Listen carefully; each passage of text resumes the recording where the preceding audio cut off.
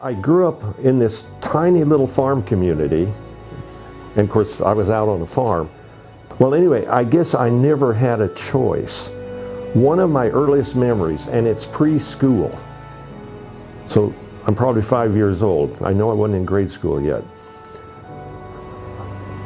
My dad would buy me Big Chief tablets because he knew I liked to draw. And I'd be drawing on the floor in these 10-cent Big Chief tablets. And I'll never forget the day he did say, "Mom, come in here and look at this. Look at what this kid is drawing." I couldn't do that. And so, with praise like that, that memory was sealed in. So it's like I never had a choice. So when I first got to college and Dad said, "You're going to have to get an education. I don't own the farm. I'm just a tenant farmer." And he had to pay a third of the crop, to the landowner. He said, "So you're going to need an education." I got to college and they asked me, they said, "What do you want to do?" And I said, I have no idea. And he said, well, a guy said, "Well, we'll give you an aptitude test." So I went back after he looked at my aptitude test and he said, "You really rate high as being a teacher, a preacher, or a salesman." And I thought, okay, they're all the same thing. So I guess I would like to teach. So they enrolled me my freshman year in the first basic education classes, and during that first semester I walked into the art building. The first time I ever saw painting on canvas. I didn't even know this world existed. My first teaching job was high school art department. And it was just outside of Wichita. And my weekends would be going to Wichita and going to the Wichita Art Center, going to the Wichita Art Museum, because I'm just loving seeing real art and absorbing it. I mean, there was none in Holyrood, Kansas. And the Wichita Art Association set up the first show of artist-blown glass. And I went there every weekend that show was up and stared at this glass.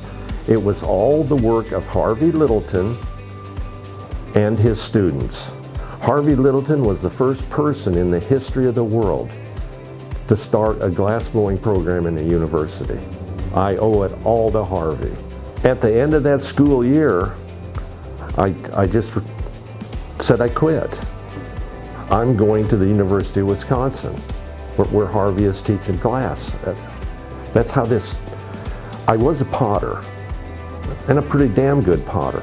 But what attracted me to glass was the transparency, the depth, looking into this stuff. And we just pack up and go to Madison, and I walk into Harvey's office and he said, "Who are you and what are you doing here?" I said, "I came to study glass with you." He said, I haven't seen anything from you. No admission papers or anything." That's how naive I was. And thankfully, Harvey took me under his wing. He said, "All right, I'll enroll you one semester and see how things go, But that was it. I just lived in front of that furnace. And all the work that we were doing kind of all looked the same, because we're all learning. None of us were professional glass blowers or anything. And Harvey wasn't either. I mean, he's doing primitive little sculptural things kind of like we were. But that was the thing. We weren't doing goblets, we weren't doing beer steins that the whole factory world had provided. And he talked to us about what our interests were and everything like that. I mean, he was one heck of a teacher. That's another thing. Anybody who ever, knocked Harvey a little bit, I just thought, you guys don't know. You had to know the man. The teaching I loved my students so much, and it became so important to me, I quit playing the game. If you look at my record, at one point, I'm world known. I'm in collections from I don't know, I've lost track. I have to read my own resume to remember. You know, I've got work in Denmark, Germany, yeah, you know, wherever, Italy. But the art game was just wearing me down. Traveling, yeah, even to Japan. And I don't know, the fame I was getting was nice, but it didn't mean that much to me, and the money I was getting for some of the pieces didn't mean that much to me. And some people can't understand, you know, how money wasn't a big interest, but I grew up on this farm with nothing. As long as there was food on the table, and I had students that I could excite, that was all I wanted. So I kind of quit playing the game. I want people to realize